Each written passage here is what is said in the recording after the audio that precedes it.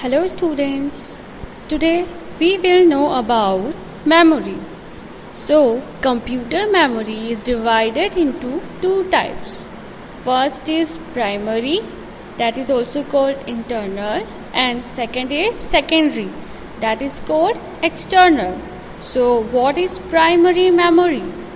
Primary memory is also called as internal memory, and it is also called primary storage or main memory. This memory is accessed first or directly by the computer, and it has a limited capacity. This memory can be categorized into two types. So students, primary memory categorized into two types. So first is RAM, which is called random access memory, and second is ROM, which is called read only memory. So let's know about RAM, that is random access memory. So what is RAM and what is the work of RAM? Let's know about it. So students, this is the main memory of the computer, where data, instructions and information is stored. So this is the main memory where data and information is stored.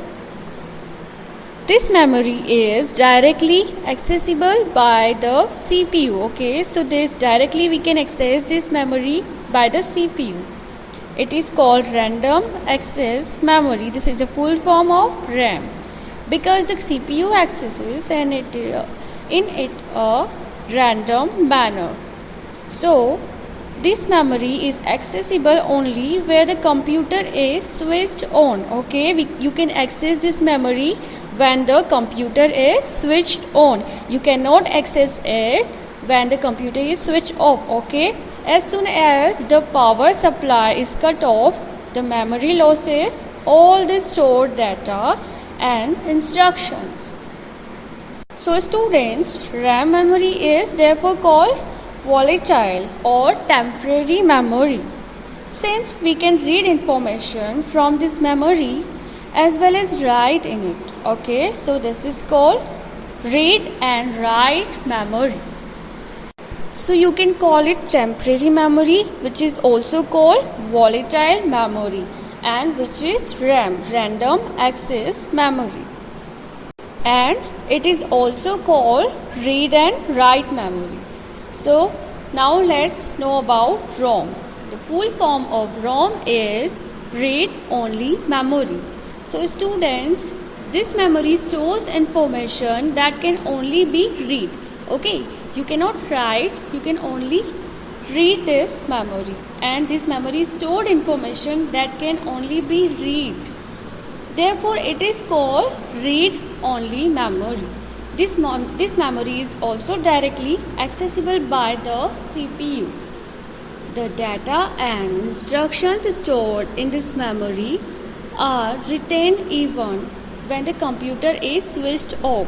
Okay, so RAM, you can only access the RAM when the computer is switched on, but in this read only memory, you can, even when the computer is switched on, you can retain this memory, you can access this memory. Okay, you can utilize this memory.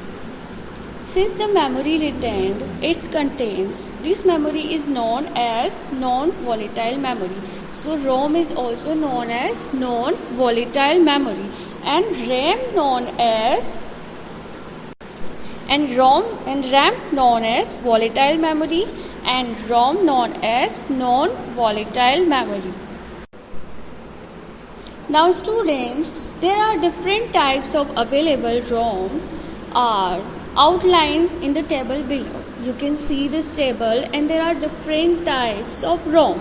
So first is PROM, EROM, EEPROM.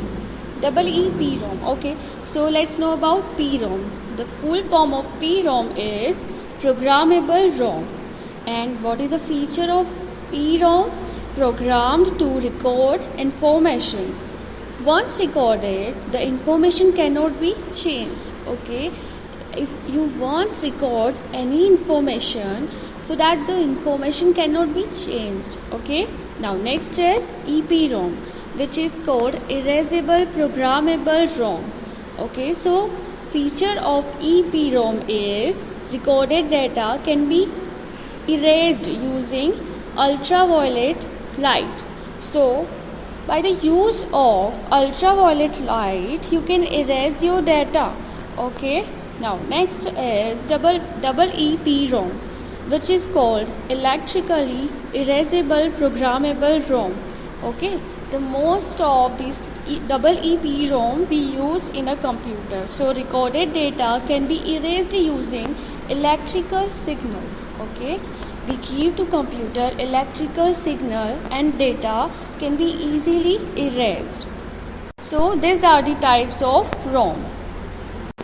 So students, this is about primary memory. Now let us know about secondary storage devices. So what are the secondary storage devices?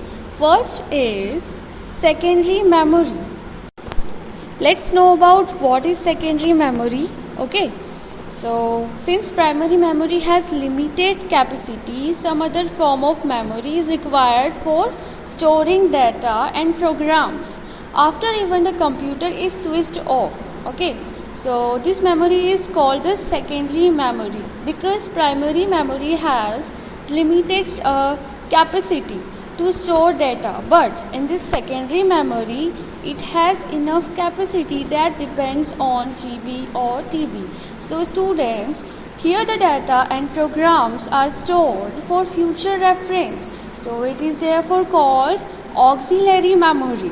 So this memory through non-volatile cannot be directly accessed by the CPU. Students, external and secondary storage devices have a larger storage capacity than primary memory. That is why secondary storage devices are more important than primary memory. So let's know about it. You can see this picture and the table. So here our first is external hard drive. So you can see this external hard drive in the image, and feature of external hard drive is it is a collection of disks in a stack, and it is available in different storage. So students, capacity of storage, it depends on different storage like GB and TB. So capacity ranging from 320 GB to 500 GB or 1 TB, which is we have learned terabyte. Okay, now next is CD-ROM. So it is a compact disk with read-only memory.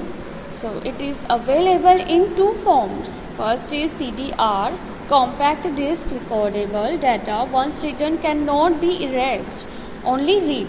So you cannot erase the data which you have entered in this drive. Okay, you can only read. Now CDRW, compact disk rewritable. So data can be erased and new data can be written on it. So there are two types of CDR and CDRW. In CDR, you cannot erase any data which you have entered, and in CDRW, data can be erased and new data can be written on it. Okay, you can erase the data and new data you can written on it. Now next is DVD. So what are the features of DVD? It is a digital versatile disk. It looks similar to CD. It can store data up to 4.7 GB. So it can store, it is a DVD which can store data up to 4.7 GB, gigabyte that is. Now next is flash drive or pen drive. Okay, you all know about pen drive, how useful pen drive is, right? So it can have storage capacity of 1, 2, 4, 8, 16, 32 or 64 GB, and data in it can be read, written, deleted or transferred. You can transfer your data also. Okay, this is very useful feature, and it is small, easy to use and portable. Okay, you all might have seen pen drive, and it is very used to carry. It is very easy to carry and very useful. Okay, you can store your data, you can erase your data, so it is very useful drive which is called pen drive. So students, these are the features of drives, and we have learned about primary and secondary memory and storage devices, and what is the use of storage devices. I hope you have learned about memory.